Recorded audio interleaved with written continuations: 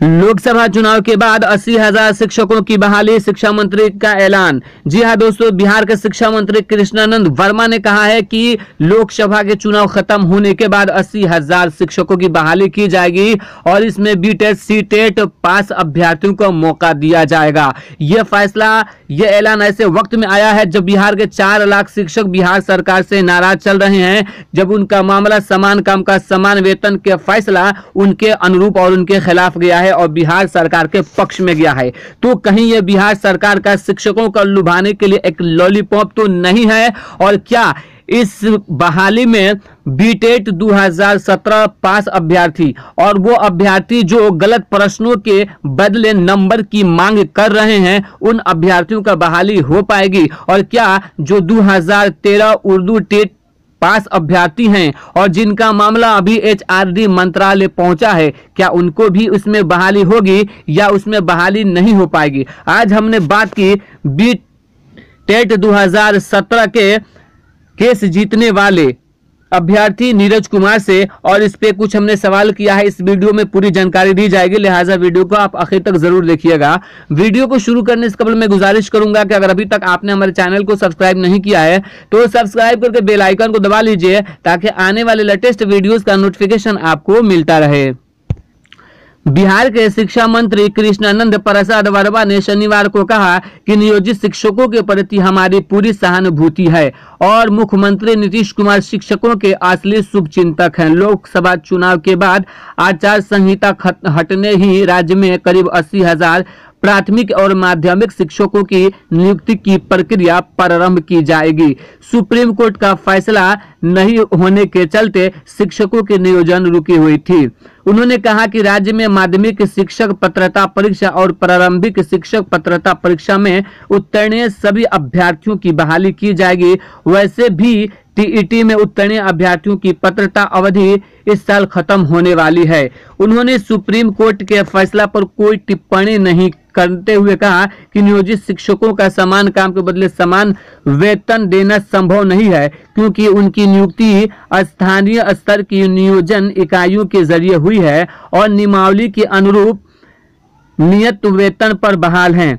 फिर भी राज्य सरकार द्वारा नियोजित शिक्षकों के नियत वेतन में हर साल बढ़ोतरी की जाती रही है।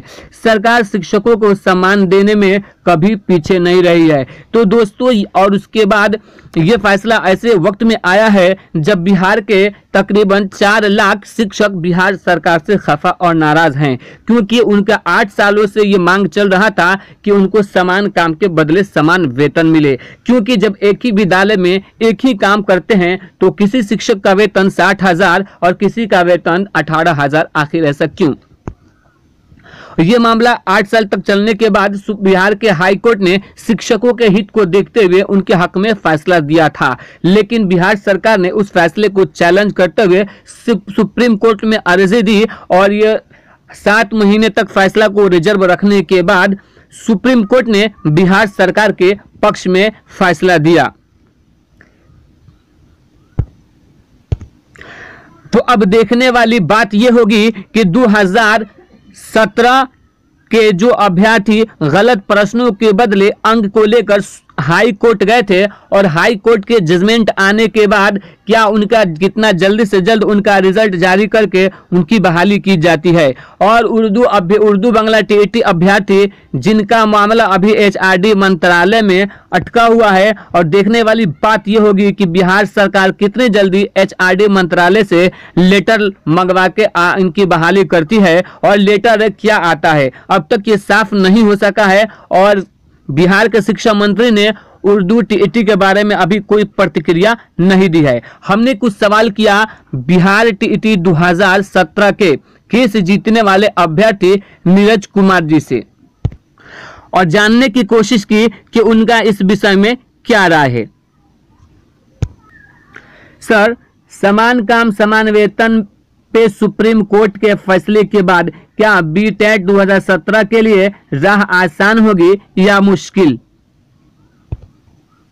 समान काम समान वेतन मुद्दे पर जो फैसला आया है, ये फैसला आशा से परे है नियोजित शिक्षकों के लिए और बिहार टीईटी 2017 के अभ्यर्थियों के लिए भी। क्योंकि सभी को ये उम्मीद थी कि हाई कोर्ट से जीत के बाद सुप्रीम कोर्ट से भी राहत बड़ी खबर आएगी। पर आशा के परे एक रिजर्व फैसले में ये कहा गया कि समान काम के बदले समान वेतन नहीं दिया जा सकता है शिक्षकों को। सबसे बड़ी दुख की बात यह है कि जब यही फैसला देना था तो साल भर से जो मानसिक प्रताड़ना से शिक्षक गुजरे हैं उसकी भरपाई कौन करेगा। न्यायालय और न्याय प्रक्रिया पर से विश्वास धीरे धीरे आम जनों का उठेगा, क्योंकि फैसला जब यही हस्तप्रस्त करने वाला देना था तो पहले देने के बाद शिक्षक इस पर विचार विमर्श करते और आगे की रणनीति बनाते। ये समय की बर्बादी हुई है। साल भर से जो शिक्षक है वो भी परेशान हुए, साथ में नियोजन की प्रक्रिया भी बाधित रही।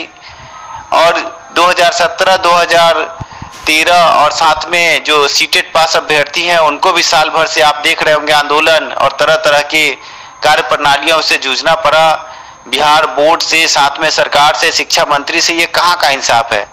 ये युवा वर्ग को आप परेशान करके क्या हासिल कर लेंगे। जिन शिक्षकों को साल भर पहले विद्यालय में रहना चाहिए था और अभी तक पढ़ाई की व्यवस्था होती जिससे कि छात्रों का भविष्य सुनहरा होता, ये ट्रेंड शिक्षक रोड पर घूम रहे हैं। जब ऐसा ही फैसला देना था तो साल भर इंतजार क्यों। ये एक हस्तप्रस्त करने वाला फैसला है। सरकार और न्यायालय प्रक्रिया को इस पर सोचना चाहिए कि ऐसा फैसला देने के बाद स्थिति बेकाबू हो सकती है, क्योंकि आपने मजाक किया है शिक्षा व्यवस्था के साथ और ये मजाक सरकार और न्यायालय के द्वारा किया गया। अगर समान काम का समान वेतन मिल जाता तो क्या बीटेट 2017 के अभ्यर्थियों को फायदा होता या नहीं मिलता तो ठीक है। आपको पक्ष में क्या सही और क्या गलत है, क्योंकि बहुत से कमेंट आ रहे हैं कि समान काम का समान वेतन नहीं मिला तो इससे बीटेट सीटेट पास अभ्यर्थियों की बहाली का रास्ता साफ होता दिखाई दे रहा है। इस पर आप क्या कहना चाहते हैं।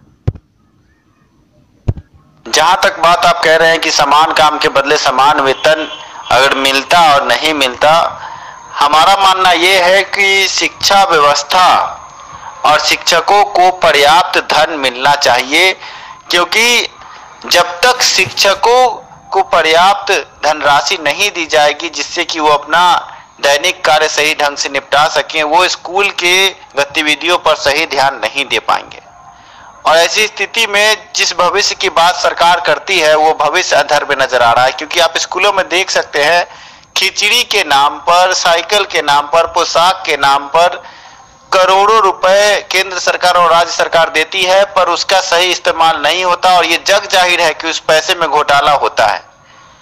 और वो घोटाला शिक्षकों के द्वारा, कर्मचारियों को द्वारा किया जाता है। हम आंख बंद करके कह सकते हैं कि ऐसा नहीं होता है, पर आप सभी जानते हैं कि ये घोटाला सार्वजनिक रूप से होता है और सभी इस बारे में जानते हैं। आज समान काम के बदले समान वेतन ना दे करके सरकार ने ये साबित कर दिया है कि आप जो घोटाला कर रहे हैं वो सही कर रहे हैं। और ऐसी स्थिति में जब पैसा आप सामने से नहीं दे रहे हैं और पीछे से यही पैसा चोरी के रास्ते शिक्षकों और कर्मचारियों को पहुंच रहा है, तो आप सोच सकते हैं कि ये कितनी गंदी राजनीति है। बिहार के शिक्षा मंत्री कृष्णानंद वर्मा ने कहा कि चुनाव के बाद जल्द ही शिक्षक बहाली की प्रक्रिया शुरू करेंगे। जो भी अभ्यर्थी बीटेट सीटेट पास हैं उनकी बहाली जल्द होगी। तो नीरज जी, आपको क्या लगता है कि बीटेट 2017 के वो अभ्यर्थी जो कोई बोर्ड के गलत प्रश्न के कारण पूछने के कारण कुछ नंबरों से फेल हो गए हैं और उस पर हाई कोर्ट का जजमेंट भी आपके पक्ष में आ चुका है, तो क्या बहाली की प्रक्रिया शुरू होने से पहले आपको इंसाफ मिलने की उम्मीद है। समान काम समान वेतन का जो फैसला आया उसके बाद हमारे शिक्षा मंत्री ने जो बड़ा बयान दिया कि बहाली की प्रक्रिया शुरू की जाएगी, इससे 2017 बिहार टीईटी पीड़ित जो गलत प्रश्नों के बदले अंक की लड़ाई में हमारे साथ हैं उनके लिए भी रास्ता साफ होगा। साफ इसलिए होगा क्योंकि हाई कोर्ट का जजमेंट है और बीएसबी बोर्ड को हमने लेटर के माध्यम से ये बात कह दी है और साथ में वो जजमेंट भी सौंपा है। अब बीएसबी बोर्ड तैयार है कि गलत प्रश्नों के बदले अंक दिया जा सकता है, पर सरकारी चाल से, कछुए की चाल से ये काम हो रहा है और हम इस काम को जल्द से जल्द करवाना चाहते हैं बहाली की प्रक्रिया शुरू होने से पहले। 2019 को शिक्षा सुधार रोजगार आंदोलन के बैनर तले हमने एक महाधरना महाआंदोलन की बात की है। इस आंदोलन के बाद बीएसईबी बोर्ड अपने काम में तेजी लाएगी और जल्द से जल्द गलत प्रश्नों के बदले अंक देकर या पूर्णांक प्रतिशत में कमी करके रिजल्ट प्रकाशित करेगी। आपको बता दें कि शिक्षा मंत्री कृष्णनंदन वर्मा, श्रवण कुमार और अन्य जो गणमान्य नेतागण है पटना में हम सभी के पास जा रहे हैं जो कि सत्ता में है और उनसे कह रहे हैं कि मुख्यमंत्री पर ये दबाव डालें कि गलत प्रश्नों के बदले अंक मुद्दे पर अगर फैसला पक्ष में आया है तो जल्दी से जल्दी गलत प्रश्नों के बदले अंक देकर इनका भी रिजल्ट प्रकाशित कराया जाए, जिससे बहाली प्रक्रिया में शामिल हो सके।